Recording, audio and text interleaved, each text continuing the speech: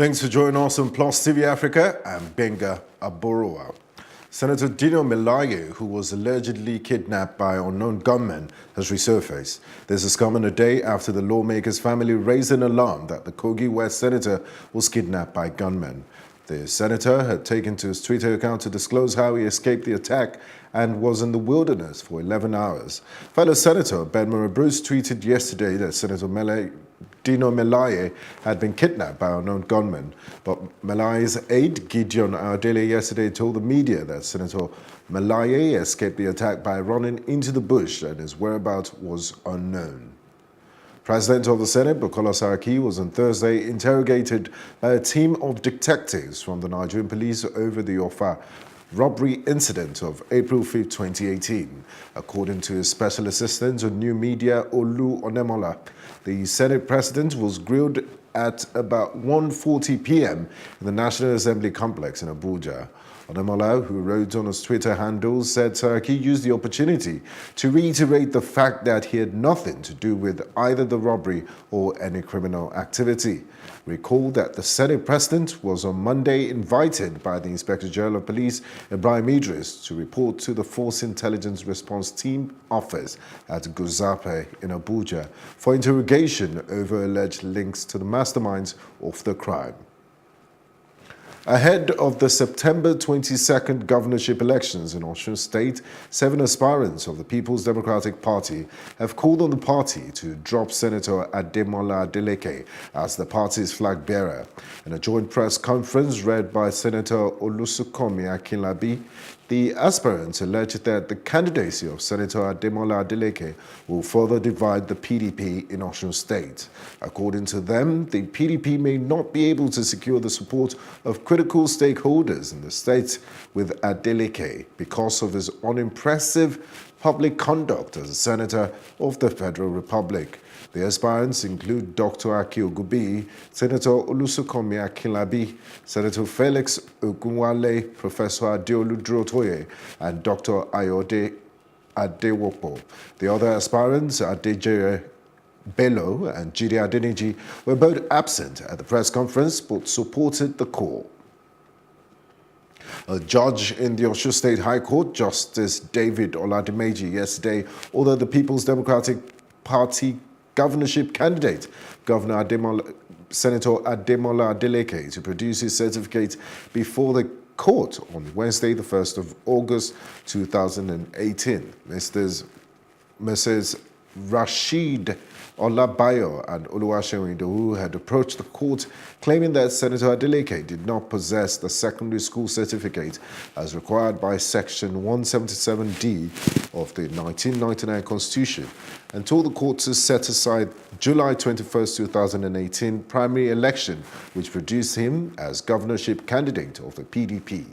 The presiding judge said that being an election matter, it is my conviction that the public will not be uninterested in the proceedings of this court, explaining that the importance of the matter would make the court not to grant the injunction and one that once a matter is in court, any party cannot take a further step without the express permission of the court. Justice Oladimeji thereafter adjourned the motion on notice till Wednesday, the 1st of August 2018 for definite hearing, adding that no form of excuse from the litigant will be tolerated by the court.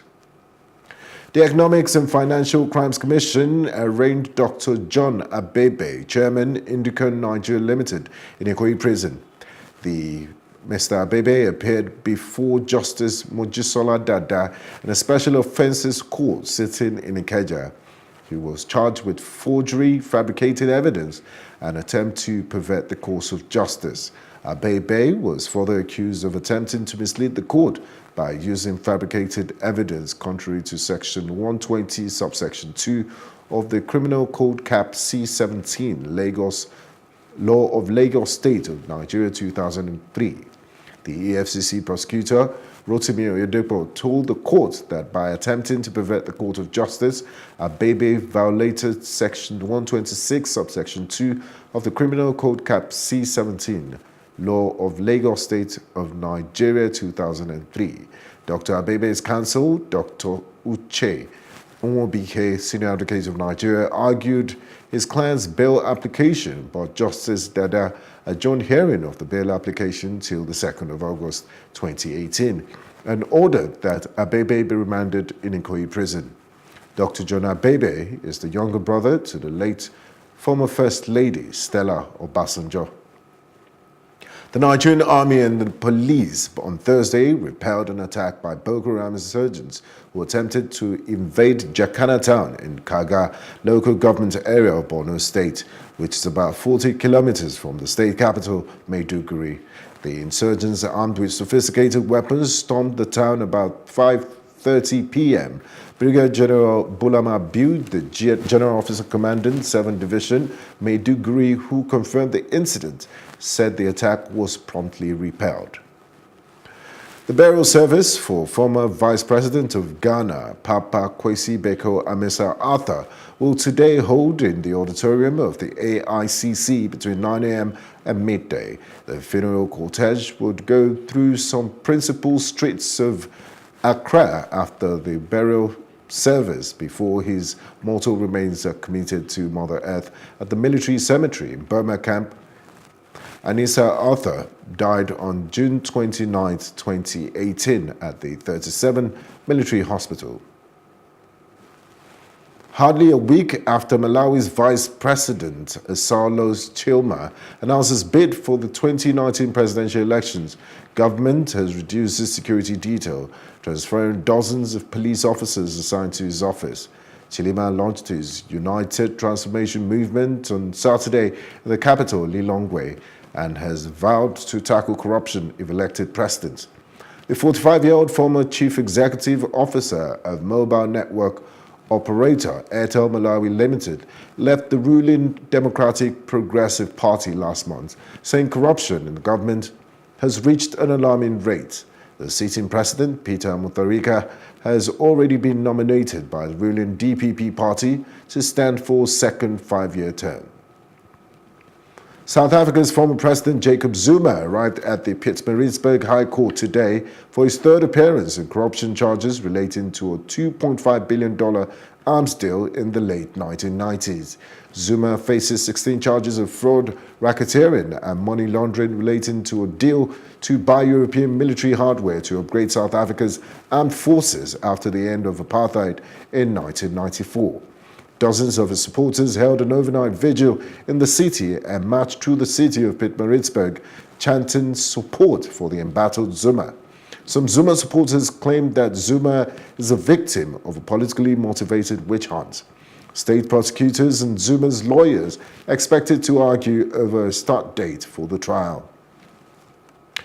A lawyer for a group of Ugandan opposition leaders has warned that President Yoweri Museveni's 73-year-old is heading for life presidency after a court upheld a constitutional amendment scrapping presidential age limits. Previously, the law required contenders to be under the age of 75 and would have blocked Museveni, who had been president since 1986, from seeking re-election imposed due in 2021. The court declares that sections 1, 3, 4, and 7 of the Constitution Amendment Act number 1 of 2018, which remove age limits for the president and chairperson local council. 5, to contest for election to the respective offices and for the implementation of the recommendations of the Supreme Court in presidential election petition number 1, Amama Mbabazi against Yoweri Museveni, have each been passed in full compliance with the Constitution, and therefore remain the lawful and valid provisions of the Constitution Amendment Act number 1 of 2018. What happened at Parliament was a takeover of Parliament by the military and therefore violated the fundamental dictates of good governance. And therefore to us we think we should appeal. However, we have been able to expose the mafia. Our colleagues who thought possibly President Museveni meant well for them have now known that the law was just about himself getting his age limit and therefore ditch them along the way. In an email to supporters on Thursday, Senegalese opposition leader and former mayor of the capital, Dakar, Khalifa Sall, who is currently behind bars, said he plans to run for president in February 2019. Sall is serving a 5-year jail term for embezzling 1.8 billion CFA francs, equivalent to $3.4 million in falsified documents. Sall has denied all the charges leveled against him and is currently in the process of appealing. It was unclear if Sall would continue to run if his appeal fails and he remains in jail. But he does have loyal supporters, especially the beachside capital, Dakar, many of whom believe his arrest is politically motivated and aimed at preventing him from running for presidency in February. When we return, we will bring you the latest updates on the immigration border issue between the United States and Mexico and Russia's meddling in the U.S. elections and many more. Do stay with us. We'll be right back.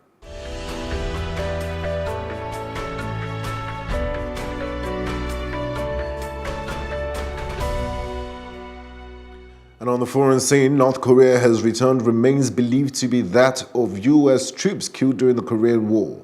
This is the latest move in the cautious diplomacy between Washington and Pyongyang. Troops formed a guard of honor as the plane carrying the remains touched down at a U.S. base in South Korea. Relatives waited years to retrieve the remains of their loved ones. The repatriation was agreed at the June summit between the United States President Donald Trump and North Korea's Kim Jong-un. President Donald Trump's former lawyer, Michael Cohen, has said his client knew in advance of a June 2016 meeting between his aides and a Russian delegation that offered to help his campaign, U.S. media has reported. Cohen says he was present when Mr. Trump's eldest son, Donald Trump Jr., informed his father of the meeting. He is reportedly willing to state this to the special counsel investigating into alleged meddling by the Russians in the elections. President Trump denies knowing in advance about the meeting. Some 711 migrant children taken from their parents at the United States-Mexico border have not been returned to them, despite a court-ordered deadline. U.S. government lawyers said the children were not eligible to be reunited with their parents. The reason given included a lack of confirmed family ties or parents having a criminal record or communicable disease. In 431 cases, the parents were no longer in the U.S., a court finding said. U.S. officials separated more than 2,500 children from undocumented adults at the border with Mexico earlier this year in a zero-tolerance crackdown on illegal immigration. But it was suspended by President Donald Trump last month after a fierce backlash. We bring you business reports after this. Do stay with us.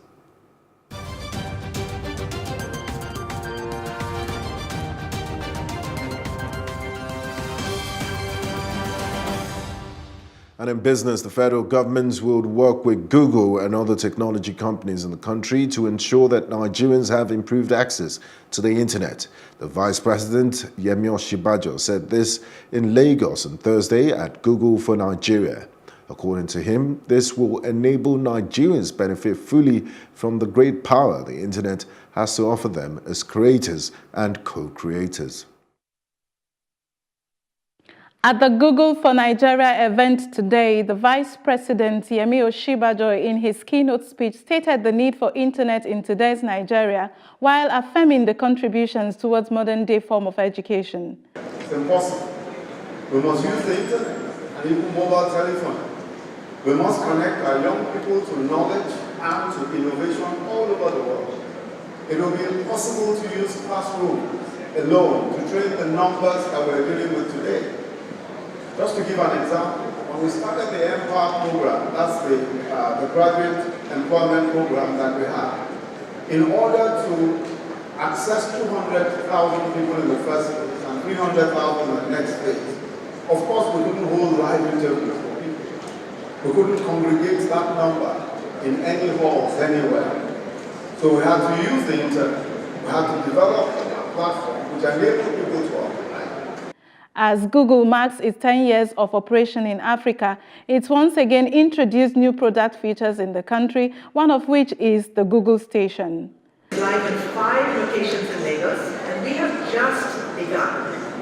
These locations include the MMA2 Domestic Airport Terminal, Landmark Event Center right here, Ikeja Mall, the Palms Mall, and the Computer Village. The Vice President also expressed the need to bring this same development to business places for a wider benefit. That we want Google station or this station in the markets, in the marketplace. This is absolutely important because that is where the largest numbers of people gather. So starting with Computer Village, that's just great. But we are looking forward to access the internet practically in every large market space. With over 45 million internet users in Nigeria and about 5 million Nigerians coming online for the first time in 2017, the need for internet connectivity, accessibility, and wider coverage remains essential. For Plus TV Africa, Amaka Okoye. The federal government has approved an extension of the validity period of the Nigerian passport from 5 to 10 years. Comptroller General of the Nigerian Immigration Service, Mohammed Babandede, who said this in a report monitored on a private television network on Thursday, noted that the extended validity period would reduce the stress Nigerians go through every 5 years to renew their passports. He said measures have been taken to improve on the security features for the passport to enhance its standard and value, a move already approved by President Muhammadu Buhari. Babandede further said the new passport would cost more, but did not reveal the new prices of the various categories of the passports. Still ahead on Plus TV News is our roundup on entertainment and sports news. We'll be back in a moment. And in entertainment, the Director Brand Communication All Africa Music Awards, Ms. Matlu Tsotsetsi, has challenged African governments and corporate bodies to support the initiative of AFRIMA. She said in a statement, "I'm calling on the government of South Africa, my home country, to throw her weight behind AFRIMA. South Africa will be sending a very positive message to the rest of the world and also eradicate the perception that South Africans are not warm enough or welcoming enough to other Africans across the continent," she said. AFRIMA is one of the big platforms where Africans can show passion through music and art. The main awards ceremony is scheduled for November 2018. The Music Publishers Association of Nigeria, MPAN, have issued a statement on the ongoing crisis surrounding the Copyright Society of Nigeria as the chairman started a one-man protest at a federal high court in Lagos following the leadership crisis at the society, which has led to the suspension of the body's license by the Nigerian Copyright Council, NCC, in May 2018. Olumide Mustafa, chairman of MPAN, said in a statement, and I quote, "The current suspension of the Copyright Society of Nigeria license to act as a collective management organization for musical works by the Nigerian Copyright Commission is one of great concern to us and our members. MPAN recognizes that the NCC's actions regarding the Copyright Society of Nigeria are well intended, especially in light of the fact that the NCC, under the impressive leadership of Mr. Afam Ezekude, has been one of the biggest contributors to the significant positive development of the copyright administration in Nigeria." After months of romance, actress Priyanka Chopra and singer Nick Jonas are engaged. According to the People magazine, the singer reportedly popped the question at her 36th birthday party, which took place recently. A source confirmed the engagement. Another source close to the Jonas family confirmed that his family and friends are really excited and they have never seen him like this before. He's very serious about her, they said. And that's it on entertainment. I'm Tokumbo Taiwo.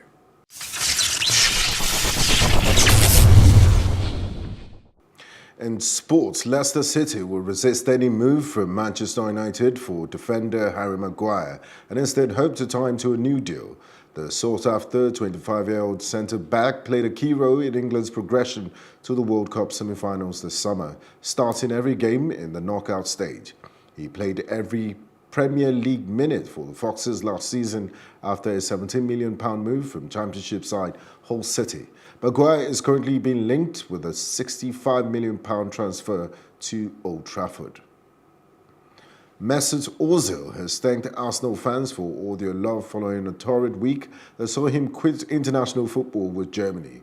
Ozil watched Arsenal's penalty defeat to Atletico Madrid in the International Champions Cup from the bench on Thursday, but received the biggest cheer of the night when his image was flashed up on the big screen.